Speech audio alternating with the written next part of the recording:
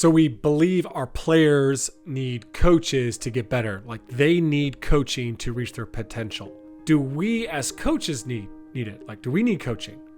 Like, what's your real belief on this? Like, do you need coaching, someone to observe and give you feedback to improve, to be your best?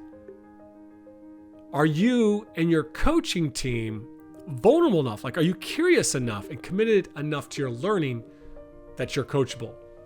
Well, in the next 2 episodes of the podcast, we've got a special guest, Rob Mason, joining us. And Rob is a full-time coach developer at the professional Aussie Rules Football Club, Port Adelaide in Australia. Now, few of us listening to the podcast are fortunate enough to have a full-time coach developer. But most of us, we're part of a coaching team of assistant coaches, or we know another coach in our sport or even outside of our sport who would be willing to give us feedback, to coach us up. And Rob is going to share some very practical ways in which we can improve our coaching by working with others to help us in that way. So in the first part of our conversation, in like today's episode, we're going to focus in on process-driven coaching rather than results-driven coaching, and how to nurture that and to coach in that space and in that way. And the second part of our conversation, the next episode, we're going to focus in on creating a learning environment within your coaching team or even your organization. Welcome to the Coaching Culture Podcast. My name is JP Nerbun. Our mission here is simple. We want to help coaches become better leaders and build better team cultures. Now, Betsy Butterick and Nate Sanderson, they sat this interview out due to some time zone challenges of talking to someone in Australia. But if you're interested in learning more about our work as leadership coaches and facilitators, or if you want to explore our online courses and books, head on over to tocculture.com and betsybutterick.com. And while you're at tocculture.com, don't forget to subscribe to our weekly newsletter. It's packed with the notes from each podcast episode, our latest articles, and practical culture building tips. Rob, excited for our conversation today. We got 2 things we got to unpack to start off this conversation with. You are a coach developer for Port Adelaide Football Club, which is in the Australian Aussie Rules League. First off, what is Aussie Rules? What's Port Adelaide? And tell us a little about your role as coach developer within the club. For sure. And yeah, thanks for having me. Australian Rules Football is, if you haven't seen it before, I highly suggest checking it out on YouTube. There's some cool short clips where you can have a look at how the game's played. It's a bit of a cross between rugby, soccer, a little bit of American football. 18 players aside. It's played on essentially a cricket oval. It's played all around Australia. It's probably our number 1 sport. I'm working with Port Adelaide, which is the one of the 18 teams in the top flight competition in Australia, so the AFL. I've been there since 2016. Started there as a PhD student and have been there now full-time embedded, helping the coaches to get better for the last 2 or 3 seasons. So yeah, it's been a fun journey. So as a coach developer, like, tell us a bit about that role. If some people may not have heard of that, and I feel like there's a lot of different like side roles, that are starting to pop up in professional sports, even collegiate sports in the States. Between the mental performance side to leadership coaching, culture coaching, character coaching. You're the coach developer. Tell us a little bit about what that role means for you. Yeah, I didn't realize I was a coach developer until a couple of years in. So, terminology is really important. Picking up that piece of terminology has helped me to shape, my practice as a professional. As far as I'm aware, there aren't too many full-time coach developers getting around the AFL. And in Australia, coach development's probably a little bit more juvenile or like it's a bit newer compared to, our colleagues over in the UK and the US, I think. Essentially my job is to be around the club every day. Being embedded, I think, is really important. Getting to know the coaches that you're working with and developing that relationship, one-on-one with them. I'm helping them to get better at what they do. So whatever that looks like, it can range from, support with teaching and learning, how to give better feedback or ask better questions. It could be around, their game day coaching and how they like to set up from that perspective. It's pretty varied and pretty individualized. So no two coaches are the same, and so my approach with each coach is pretty individualized from that perspective. But it's a really cool environment. I'm really lucky to work with some coaches who are so open-minded to having somebody who is coaching them. It's not super common. So I'm really grateful that I get to call it my job and I get to work for Port Adelaide. And hard sometimes not to ride the wins and losses because we are, at the top flight end of the competition. So there are those sorts of pressures that come out through the year. But we just started preseason yesterday, so the sun's shining. We're coming into summer. Everyone's pretty relaxed and ready to work on their coaching, which is exciting for me. Yeah, let's just unpack that piece there. Working on your coaching, you said you're embedded in the organization. My experience is, some coaches, they are super like they're like sponges. They want to learn. They're open to feedback. Come in, tell me how I can be better.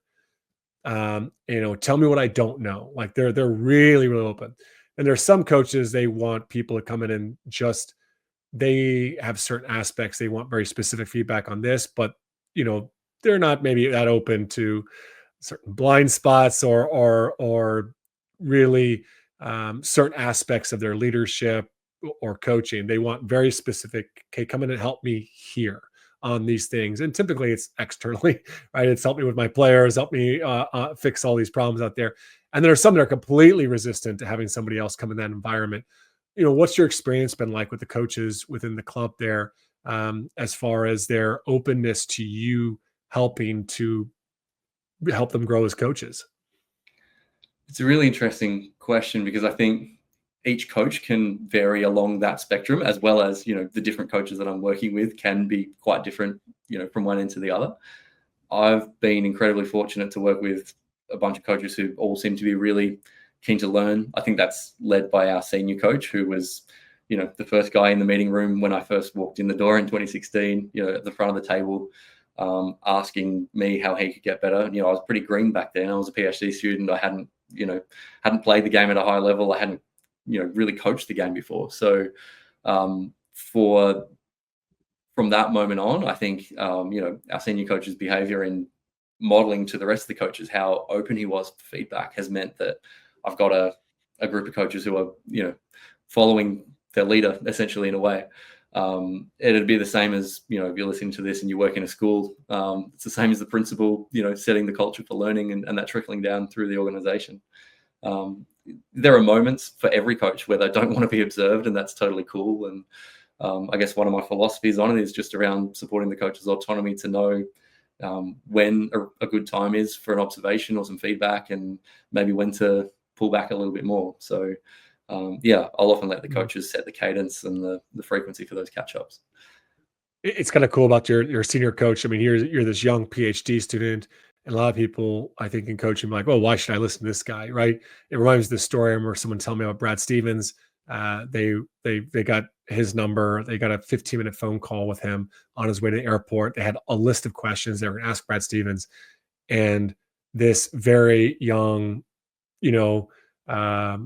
mental performance coach, very early on in the thing, didn't get to ask any of the questions because Brad Stevens was asking him all the questions the entire time. Like, oh, tell me about this. I have this issue here. And like, the guy's like, he didn't even know who I was, but yet he was so curious. So, but I'm curious from, your standpoint, what gives you this legitimacy, this level of expertise that the coaches go, hey, let's listen to Rob, like Rob can help me. What, this would be beneficial. What gives you that credibility within the organization? Yeah, it's something I probably take for granted a little bit. And now that I've been there for, 9 or so years, it's always cool to reflect on the credibility and how I gained it in the first place. It probably took me a while, but I think, I had a background in studying psychology, studying teaching. I just started my PhD with a guy named John Hattie, who's well known in Australian education circles. He's published a heap of books called Visible Learning, is the name of the series. And so a lot of what he does is around trying to quantify educational interventions. And so for For us back in those days, I think we were attractive for sporting organizations because as researchers, we were putting numbers on learning, which, elite sporting teams love numbers. If you can quantify something and measure it and make it better over time, that's great. And so that was a lot of my work in the early years. In some ways, it's also where I would do things differently now. But back then I was very much kind of coming into the environment with my textbook under my arm and, I've got some answers from research and, very much felt like I was descending from the ivory tower, from my sandstone research institution into the wild world of coaching. But I definitely call myself a coach or a coach developer much more than I call myself a researcher these days. So it's interesting to see how that's flipped over the years. But I think, initially it was just that kind of academic rigor that got me a little bit of street cred, if you like, and they were interested in some numbers, and I could, talk numbers pretty well, and that was that. How much are you using numbers now as, you go throughout the year, and how much is it more, qualitative, off of feel, hey, we feel like they're learning, they're progressing, the athletes are, or as a coach, I feel like my relationships are improving. Like there's a bit of like that data aspect, but there's also just that general sense, that gut feeling, things are headed in the right direction. How do you see that? Yeah, it's a constant tussle in my mind, I think. And I guess the further I get into my journey, the less I rely on numbers or think of them as kind of the gospel that, when I first started, I was thinking like, oh, cool. So if you can ask 14 questions per meeting, then that nearly guarantees you that they've learned this, to a standard of 90, whatever it might be, it was quite, I thought of measurement as being quite objective, but then the further down the path you get, the more you realize that, there are so many variables at play. It's impossible to, it's like trying to catch the ocean in your hands, really. Like we were trying to tie, teaching strategies to performance outcomes and realizing that, hey, the performance outcome depends on, the quality of your opponent each week and the weather and who your matchup is individually and what your role is in the team. And if you can hold all of those things constant, then maybe you can start to rely on numbers to measure effective coaching. But I'm yet to find anyone who's able to do those sums and keep things as constant as you need to for science. So it is a lot more subjective. There's a lot more kind of coach reflection, a lot of filming, miking up, allowing the coach to find the solutions rather than giving them my version of what I think good coaching is, which I think is really important to consider because, as I said before, no two coaches are the same. No two coaching contexts are the same. So to pretend that you've got all the answers about certain numbers that make you a good coach, I think you're probably doing the coaches a bit of a disservice by believing that. Yeah. Yeah. So how do you help your coaches when they start to get into that resulting, right? Like they have the tough loss and they're like, well, we did last week didn't work. Like I think all coaches that are listening to this podcast, leaders in general too, they have a bad quarter in business. It's like, well, that strategy didn't work. But like when you feel, when you're, what you're observing is like they are improving and their process is solid, they may not just get the numbers. Like, how do you help coaches come back from that and get grounded more in kind of this process and just and learning and growing? Man, I'd love to know the answer. I think the answer lies somewhere in the cliche around trusting the process, right? Like we're working long term around changing coaching behaviors with the idea that that will serve our players better. We know that progress is not linear. There's good days, there's bad days. It's all over the place, really. So to assume that you're going to get linear progress and better every single week is probably making a bit of an error of judgment, I think. It's really around looking at long-term behavior change over more months and years than weeks. But I mean, the cold hard reality is that we are measured in weeks, and in the AFL we play one game every week, normally on a Saturday or a Sunday, and you're only as good as your last game, according to the media. So you'd want to win it if you want to be seen as a good coach publicly. I think this is really interesting. I think this is where we want to be like one or the other. Like we often operate this polarity of like I'm a results coach or I'm a process coach, and it's probably impossible. Maybe it's possible, but it's really, really, really stinking hard, and most aren't able to be all process, right? Even I think like the very process oriented coaches, like the Nick Sabans. I think he would be a very, very process oriented coach by everything that I've seen and observed and heard. But it's more like trying to find that right balance. Like, hey, we're 50-50, or I'm 80% process, 20% results. Like the results do matter. I need to like we do have to take into account that, well, we did just lose 3 games, and technically we should be likely beating these opponents, or our expectations, not just the media's expectations, but our expectations are we should be able to have matched up well here or there. So, if you look at it from that percentage, first off, do you agree with my assessment that you have to have a think of the results? And if so, what would you feel like is like the healthy balance, the right balance on that percentage? Yeah, no, totally agree. There's got to be a mix, because if you don't have partly a results driven philosophy, then you probably don't have a job in our industry. It's the reality of what's happening is that if you don't win enough games, then often there's a clean out of coaching staff. And I'm yet to see any coach developers get frog marched out of an organization, but I'm trying my hardest not to become the first. So yeah, I think it's definitely got to be a mix. It's we know so many things around process-oriented goals, and allowing learner autonomy towards those goals, and allowing them to track their progress, having ownership. But at the same time, we're in a results-driven industry, and I see a lot of youth coaches going down the process path massively, and I think that's absolutely the time and the place for it. I think it just gets a little bit less process focused when you get to the top level, and I'm not saying that's right, but it is a reality. And I think, yeah, we have to acknowledge that, because you can't be a process driven coach if you're not getting the results, because then you're not a coach. You're probably in the welfare line waiting for your check on a Monday morning. Yeah. So it's definitely got to be a balance, I think.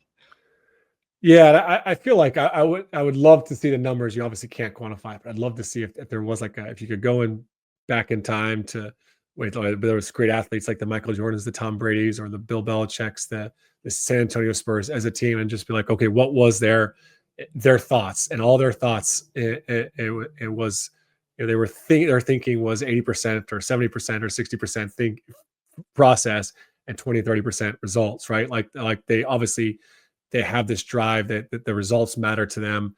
It helps to motivate them, but it's done in a way that it doesn't become unhealthy, right? And they're just they can maybe yeah, and I just even wonder how much that changes or shifts maybe as you head into competition to when you head back to the practice, things like that.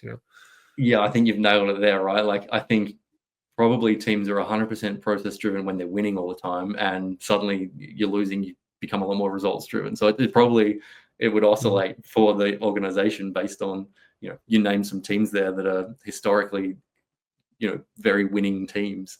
And so I think it does become easier to be process driven when you're winning games, which is a bit of an ironic statement to make, because that's a very results based way to be process driven. Yeah, I remember seeing something you sent over to me there on a recent maybe presentation you had done with Arsenal, in their football club in England. Um, then I saw the word success criteria, and that caught my eye. It's something I talk about in the book, The Culture System. I've heard that term, many, many, many years ago. I believe first heard it from Alan Keane, who's been on this podcast before, use it, but I'm not exactly sure where it originated. Just what does success criteria mean to you, though? And yeah, talk a little about that, because I think that might be tied into process. Definitely is, yeah. And I borrowed it from John Hattie, my PhD supervisor. So Okay. one of his big things that he encourages teachers to do is to make the end goal really explicit for the learner, so there are no mysteries around what they're learning, and then essentially plan the learning experience with that success criteria in mind. And it's important to do as an educator, whether you're a coach or a teacher, from a planning perspective, but it's equally important to articulate that to the learner because it helps them to orient themselves and their learning efforts towards that goal. So it's punching in the destination on your GPS and getting the map as to how to get there, rather than just getting in your car and driving and kind of you'll know when you get there without any sort of certainty. Okay, so how are you using success criteria within the club? So does the team have success criteria for the training or the practice? Do they have them going to the games? Is there individuals have their own success criteria? Do coach have success criteria? Tell us a little bit about how you're actually using that. Yeah, so they're pretty well confined at the moment to our education sessions, and I know a lot of teams around the place are using them, whether they're in the AFL or whether they're kind of local league. Even you're seeing heaps of coaches now using, and they might be using different terminology like learning outcomes you see on formal courses an awful lot of the time. I use the terminology success criteria because I think it places the emphasis on a really clear, actionable outcome, rather than you see some learning objectives in university courses sometimes, and it's quite fluffy and quite intangible. Whereas if you're phrasing your success criteria right, in my view, you're giving a really specific target for what you want the learner to be able to walk out of the room with. So you might be give us an example of some of those. Like, what would be some tangible outcomes there? Yeah, so we learned all about this, back in my Masters of Teaching at the University of Melbourne a long, long time ago. And so I know a lot of those teachers are doing the same. And so if you're a teacher listening along, you're probably familiar with it. But in a coaching context, you might have a success criteria for a team meeting around, by the end of this meeting, you should be able to define the 3 key parts of our team defense, or you should be able to, describe to your partner when to press versus when to hold off. Or, you might have some really actionable statements that at the end of the meeting, you pop the success criteria up, and then, no one's guessing what they should be able to know. And so it's great for the learner to be able to, concentrate their efforts on ticking those boxes, the success criteria, but it's also helpful for the educator to be able to reflect back on that and to get some evidence of their effectiveness. So did I help my learner to meet the success criteria? If we're not making an effort to get some evidence that we've taught it well in that classroom session, then we find out in front of 40,000 people on a Saturday night whether our learners have been successful in picking up that information. So we'd much rather ask a question at the end of the meeting around the success criteria, rather than just leave it to chance and wait for the performance indicators at the end of the day. Yeah. So pick holes in my process here on how one of the ways that I use success criteria. I love the way that you're bringing into even just a meeting. Like, what does success look like for us in this meeting? I don't think a lot of us as coaches haven't even take the time to reflect on that. We just, what do we need to cover?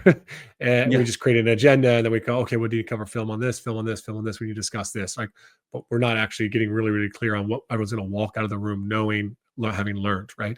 So I love that. One of the ways that I use success criteria and teach this to coaches is like going into a practice, right? Every individual might have a success criteria. Like in a basketball context, one player is going to really be trying to get into the paint on his drives. Another player might be really focusing on verbal communication and lifting his teammates up or her teammates up, right? And then the team might have success criteria like, hey, we're going to get better at a technical skill. We're going to get better tactically at, our spacing, technically on getting on 2 feet, and then some sort of behavioral thing on just energy, noise, or effective communication, those types of things.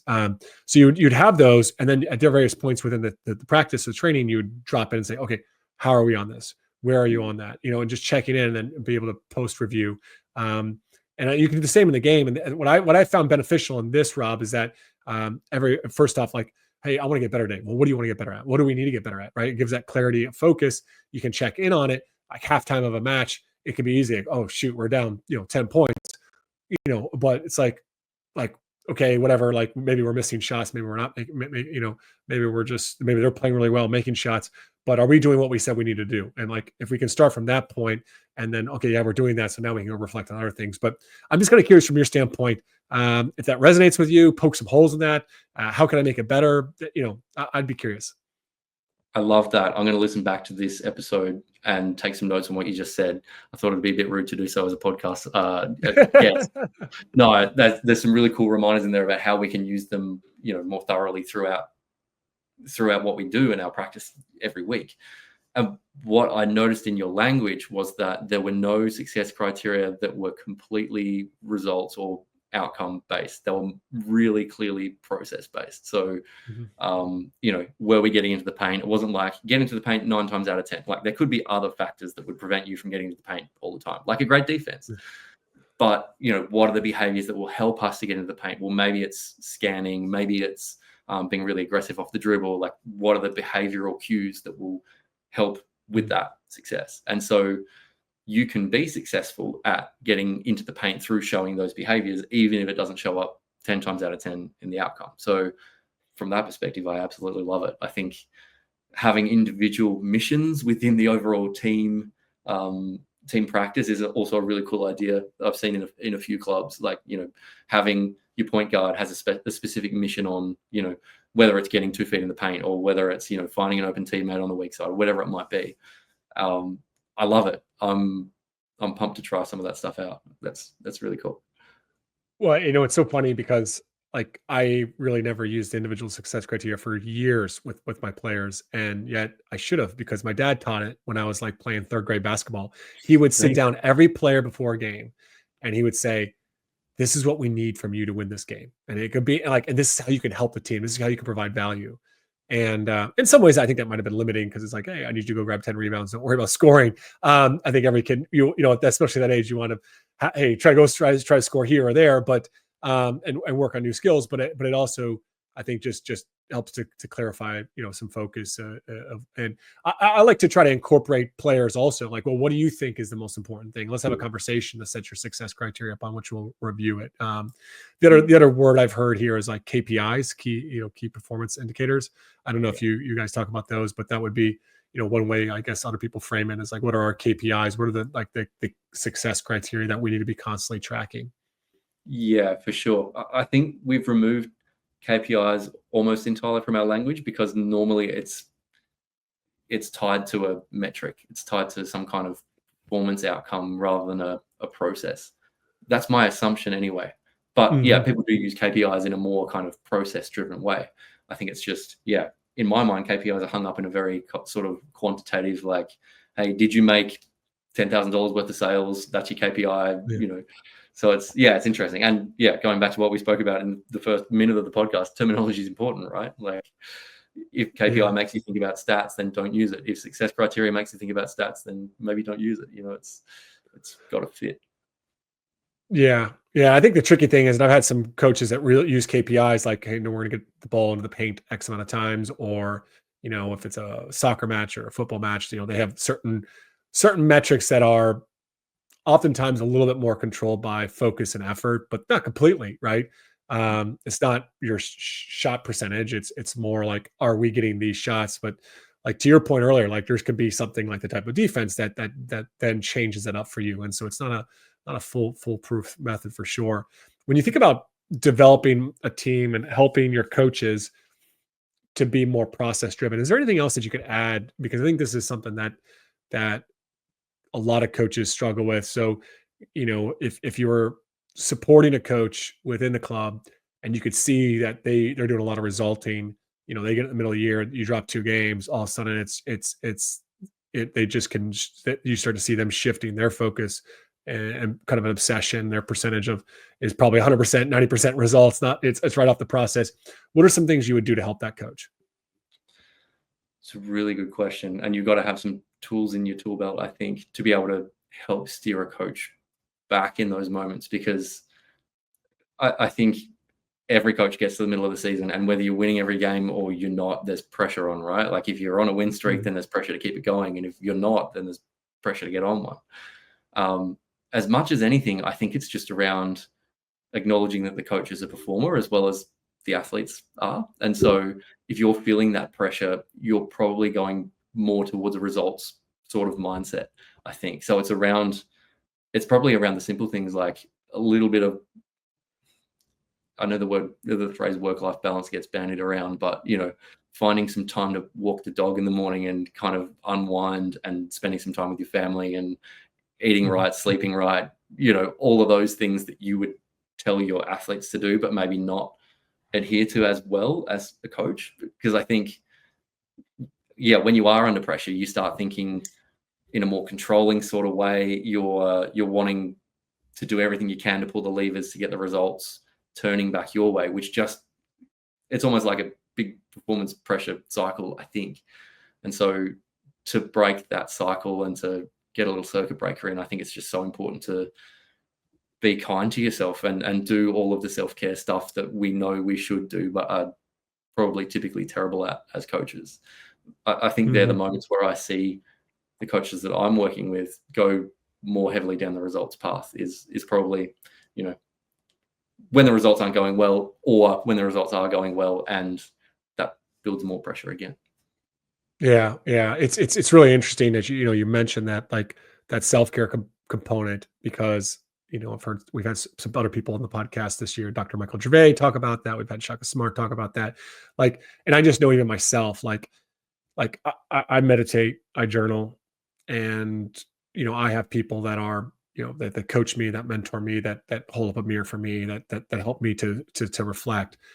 And yet those three things, if I'm not taking care of myself, really struggle to move the needle for me. If my window of tolerance grows so small because I haven't gotten the right sleep, or I've been going an extended period of time of multiple nights over the course of a week or two where I'm not getting the proper rest, or just stepping away from work, that the meditation it means nothing, right? Like, as you're just, so the window of tolerance is so short. So I think that's a powerful thing when you look at the organization, and you look at the coaches there. What is that type of culture at Port Adelaide around the work-life balance, or self-care, whatever you want to call it? What is that culture there? Yeah, we're really lucky. We've got, again, a senior coach who probably sets the tone and sets the culture, who, is a pretty family first sort of guy. He's one of 10 children. And so family is massively important for him. His philosophy is always, family comes first. And so if, someone's partner calls and they've got a child who's sick at school and they have to go and do pickup, then there's no questions asked.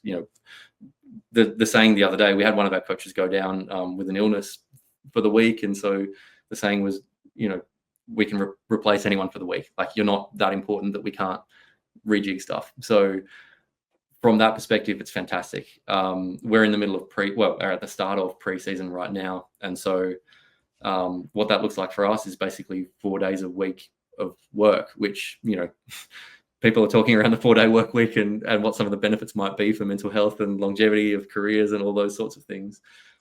This week we work Monday, Tuesday, Wednesday. Thursday's a day off. There might be a tiny bit of planning or tidying up that gets done then, but primarily that's a day of, rest and regeneration. And then we come back and hit it again pretty hard on Friday. And, there might be some satellite groups on a Saturday morning doing some extras, or, doing the 1%ers sort of thing. But, pre-season is light on. We've got a really, we were having that chat today as a group, actually, just saying how fortunate we are to work in the industry that we do, because we do get the opportunity to, to take care of ourselves and go and have a jog every so often.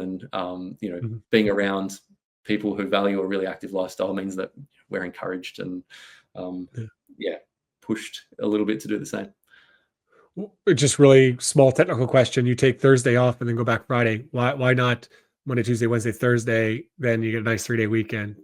What's the thoughts on that? That'd be nice. I'll clip that part of the podcast and send it to our high performance manager. But really, it's just around the week training wise, like the training setup. The players will do like, main physical outputs on Monday, Wednesday, Friday, just to space the week out. So basically everything we do revolves around the players' scheduling, and we've got a really strong players union as well. So that, have advocated over the years for a day off during the week, as well as, clean cut weekends with, certain bits of time that are protected for the players to do study and, keep that balance in their lives, because we know that, a lot of our players won't play more than 10 or 20 games. And so they've got to be prepared for whatever's next. So that's important that we're modeling that for them as well. All right, that's it for today's episode. We'll be back next episode with more from Rob Mason. I highly suggest sharing these episodes with your friends in coaching or your coaching team because they could be great starters for how you all might start to help coach each other on your coaching. Thanks again for listening in to the Coaching Culture Podcast.